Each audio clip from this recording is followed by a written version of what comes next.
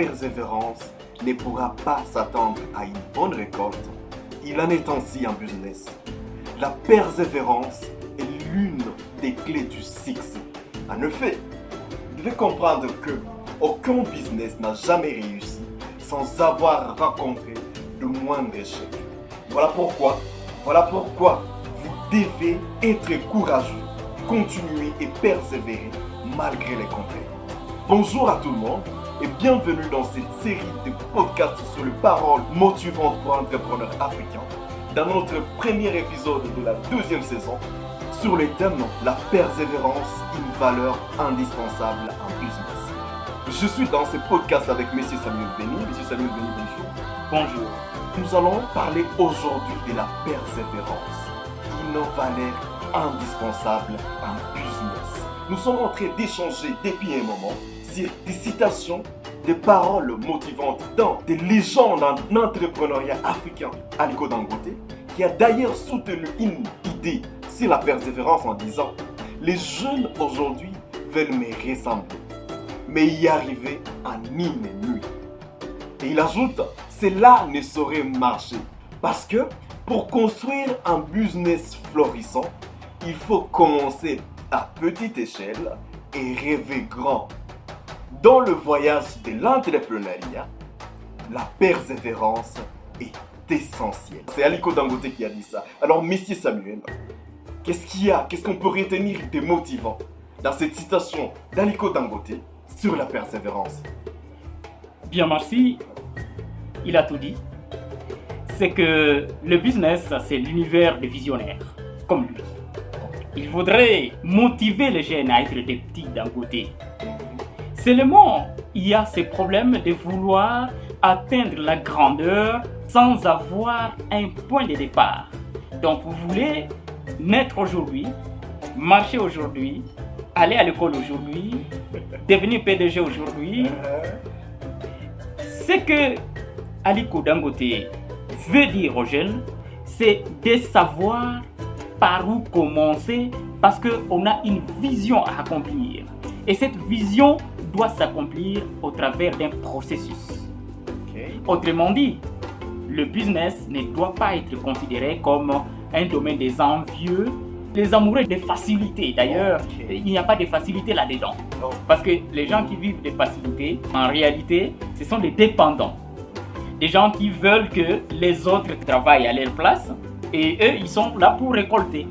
Cela n'est pas du tout légitime parce que aucun agriculteur ne peut se dire « Eh bien, mon Dieu, que tu puisses faire en sorte que au bout de 3 mois, j'ai récolté quelque part, n'importe où, sans avoir cultivé. » Ça ne peut pas marcher. Quelqu'un ne pourra pas dire « Eh bien, je marche dans cette rue et qu'à un moment donné, que je puisse rencontrer un homme d'affaires bienveillant qui va me donner ce dont j'ai besoin pour démarrer mon entreprise. » Ça ne peut pas se faire. Ce qu'on entend de la jeunesse, c'est pouvoir utiliser les potentiels de créativité, de pouvoir commencer à petite échelle, comme un enfant qui commence à apprendre à se retourner, à se tenir debout, à parler et ainsi de suite. Donc, on ne peut pas être grand en business sans commencer par des petites choses. C'est une question de processus. Au fond, c'est ça. Et là, ça demande de la persévérance parce que les difficultés, il y en a et il y en a beaucoup. Chaque fois, les difficultés invitent l'entrepreneur à pouvoir arrêter, mais la persévérance lui dit il n'y a pas question d'abandonner, il faut aller de l'avant parce que le meilleur est après. C'est comme ça, d'ailleurs, que Robert Warren encourage les jeunes entrepreneurs. Il leur dit expressément que des bonnes choses nous attendent sur le chemin. Donc, nous n'avons pas à nous arrêter. Parce que vous savez que des bonnes choses vous attendent sur le chemin, n'arrêtez pas de marcher. La pire erreur, vous savez, que l'on puisse commettre en business, c'est l'abandon à cause des difficultés. Vous avez encore votre rêve, le rêve est vivant. Vous avez un projet légitime, un projet de création de valeur, un projet de résolution de problèmes dans la société. C'est légitime. Vous avez le temps disponible. Mais qu'est-ce que vous en faites? Non, il ne faut pas arrêter la marche. Il ne faut même pas ralentir la marche. Mais il faut foncer. Il faut gravir les montagnes. Il faut escalader les murs. Il faut supporter les intempéries. Chaque fois qu'il y en a.